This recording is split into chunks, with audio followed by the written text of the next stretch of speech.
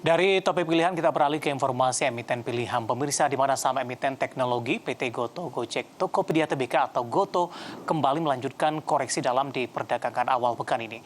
Koreksi lanjutan yang terjadi menyebabkan saham Goto kembali tembus di bawah level Rp100 per saham untuk pertama kalinya sejak Desember 2022. Saham emiten teknologi PT Goto Gojek Tokopedia Tbk atau Goto terpantau kembali terkoreksi dalam pada perdagangan sesi 1 Senin di awal pekan dan kembali ke bawah level psikologis Rp100 per saham.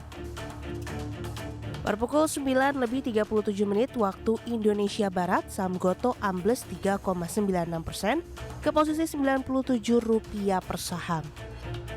Saham Goto terkoreksi ke bawah level psikologis Rp100 per saham untuk pertama kalinya sejak Desember 2022. Pelemahan semakin dalam masih terus berlanjut hingga perdagangan pukul 10:27 waktu Indonesia Barat.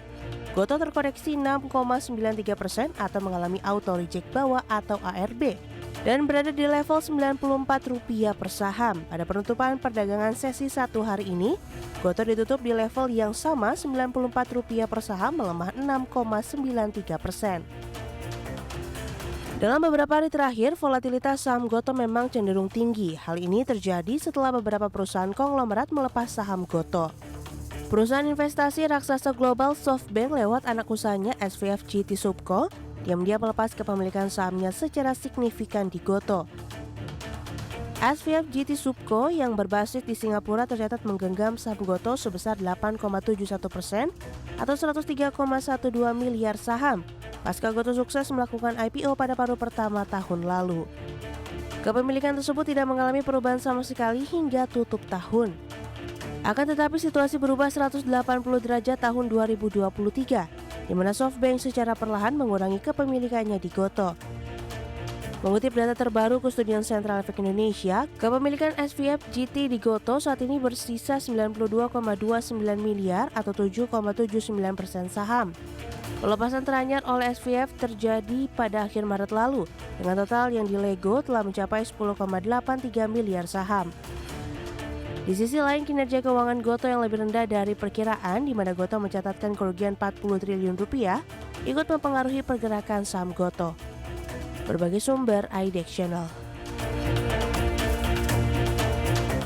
Di sepanjang perdagangan hari ini, saham Goto menjadi pemberat bagi indeks harga saham gabungan auto reject bawah di 6,93% dan kembali bergerak di bawah level Rp100 per sahamnya. Pemirsa, langsung saja dapat Anda saksikan di layar televisi Anda pergerakan intraday-nya untuk saham Goto di sepanjang perdagangan hari ini. Dibuka di sesi pertama pada pagi tadi masih di level 100, kemudian saham Goto terus mengalami pelemahan dan meninggalkan level Rp100 per saham di 97 dan 94. Nah, ketika menyentuh level 94, Goto tampaknya mengalami auto reject bawah dengan mengalami pelemahan di 6,93% pemirsa. Dan level ini dipertahankan sampai dengan penutupan perdagangan di sesi kedua hari ini, di mana Goto ditutup di level 94 atau mengalami pelemahan di 6,93%. Level 94 merupakan level terendah di sepanjang perdagangan hari ini, sementara level tertinggi di sepanjang perdagangan hari ini di level 101 dan merupakan level penutupan perdagangan di akhir pekan lalu atau tepatnya di perdagangan Kamis pekan lalu.